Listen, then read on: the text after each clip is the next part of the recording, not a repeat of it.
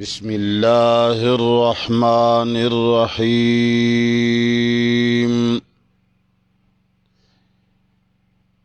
أم تريدون أن تسألوا رسولكم كما سئل موسى من قبل ومن يتبدل الكفر بالإيمان فقد ضل سواء السبيل ود كثير من أهل الكتاب لو يردونكم من بعد إيمانكم كفارا حسدا من عند أنفسهم من بعد ما تبين لهم الحق فاعفوا واصفحوا حتى يأتي الله بأمره إن الله على كل شيء قدیر. سورة بقرہ اول سپارہ آیت نمبر 108 یعنی یوسل اتم.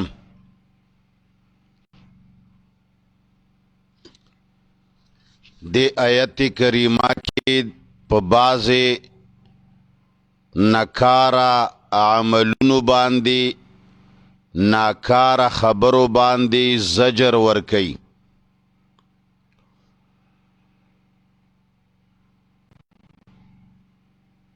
اٹولونا اول زجر دے یعنی زورن دا پدے خبری چو آخری رسول باندی اعتراضات ولی کوئے.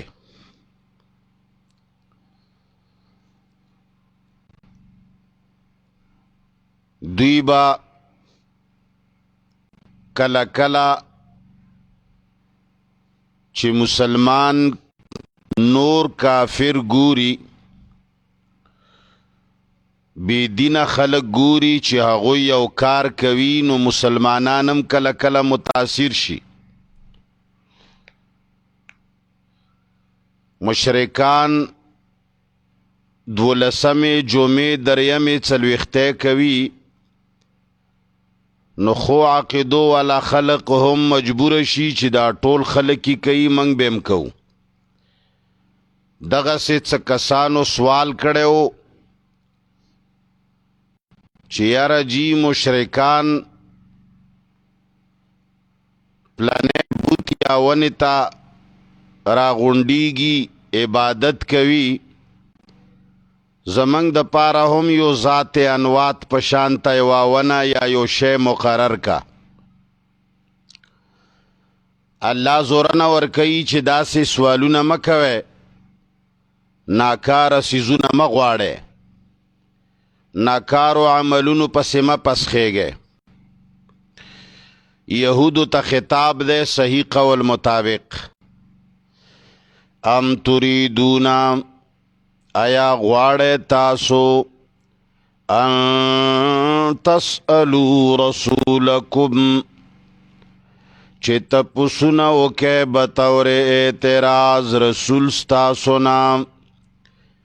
تاسو سوالونه وکئ د پیغمبرنا کما سئل موسی لکه چې تپوسونه کړي شیو د موسی علیہ السلام نا من قبل د دین مخکی اغوی تا اخپل قوم ویلیو لن نؤمن لک حتی نر اللہ جہرتن چه منگا اللہ عمرن منو چلی دلی منوی. اللہ فرمائی تاسم زان ناغا خلق جوڑاوے چه تاسو وائے چه منگ تا هم یو بت مقرر کا منگ تا هم یو آونه مقرر کا جانڈا مقرر کا ورز مقرر کا. اللہ فرمائی دا کار خو کفر دے ومن يتبدل الكفر او چا چې واغستو کفر بالایمان په بدل د ایمان کې دا ناکار کارونه خوښ کړل فقد ضل نو تحقیق سره دی واوړید سواء السبیل د برابر لارې نه الله فرمای چې د اسلام نه پس څوک ځان له جنډې بوتان ونې ورځې مقرروي د الله د حکم نه علاوه دا سړی خود نیغې لارې نه بیا وختی دی داسې کارونه نه دي کول پکار ود کثیر من اهل الکتاب دی کې الله دا فرمای چې مومنانو خبردار د اهل کتاب د عملونو نه ځانونه وساتئ دا یهود نصارا انګریزان چې کم څه کوي تاسو د هغې پیښې مه کوئ ولې ځکه ود کثیر من اهل الکتاب غواړي ډېر د اهل کتابونه لو یردونکم چې واړوي تاسو من بعد ایمانکم رستو د ایمان ستاسو نه کفارن کفر کونکی غیر دین خلق دا غواړي چې تاسو هم ځان سره کافر کی اغوی ځان پله تاسو راړوي خپلې طریقې در باندې زده کوي خپل کارونه در باندې زده کوي اغوی کرسمرس ډی دی دا د هغوی کرسمرس ډی ده دا د هغوی پلانې ورځ ده دغسې په تاسو باندې هم ناکاره کارونه کوي الله فرمای حسدن دا تاسو ولی کافر کوي حسدن په وجه د حسد نه غواړي چې تاسو مؤمنان پاتې شوي دا حسد ولی کوي من عند انفسهم دا حسد پیدا شوه ده نفسونو د دوی نام پوی بنوی الله فرمای نانا من بعد ما تبینا پس د هغې نه چې ښکاره شوی دی لهم دوی ته الحق حق الله فرمای حق ورته ښه ښکاره دی ښه پوهېږي چې دا حق دی خو بیا هم حسد کوي در سره حسد دی یوه ورځ ابو جهل راغی رسول الله صلی الله علیه وسلم د صحابه مجمع کې ناستو نو ابو جهل راغی لاس کې کاڼي نیولی وو ورته ویې چې ای محمده ته وایې چې زه نبي یم که ته رښتینی نبي وې نو راشه زما په دې لاس کې وښایه چې څه شی دی رسول الله ورته وفرمایل چې زه درته وښایم که دا کاڼي په خپله آواز وکړي نه دا کم شی دی چې لاس کې دی دا په خپله آواز وکړي بیا به یې ومنې نو هغه کاڼو سبحان الله تسبیح شروع کو یا بعض روایاتو کې راځي لا اله الا الله محمد رسول الله ورد شروع کو الاس کی کاڼي آواز نو ابو جهل کاڼي وغورځول ورته ویې چې مړه دا کاڼي هم د ستا طرفداري کوي نو ځکه الله فرمایي حق ورته ښکاره دی خو حسد د وجې نه تا نه مني حسد د وجې نه ستا خبره نه مني حسد د وجې نه تاسو سره بغض ساتي او دا غواړي چې تاسو ځان پسې راواړوي لکه څرنګه چې دوی کافر دي دغسې مو کافر کی من بعد ما تبین لهم الحق پس د هغې نه چې ښکاره شوی دی دوی ته حق نو الله فرمای فعفو نو معافي کوئ وصفحو او مخړوئ د دوی د سزا نه حتی یأتی الله بامره تر دې چې راوړي الله خپل حکم هغه وخته پورې صبر وکئ چې تر څو پورې الله د دوی په باره کې یو حکم نه دی نازل کړی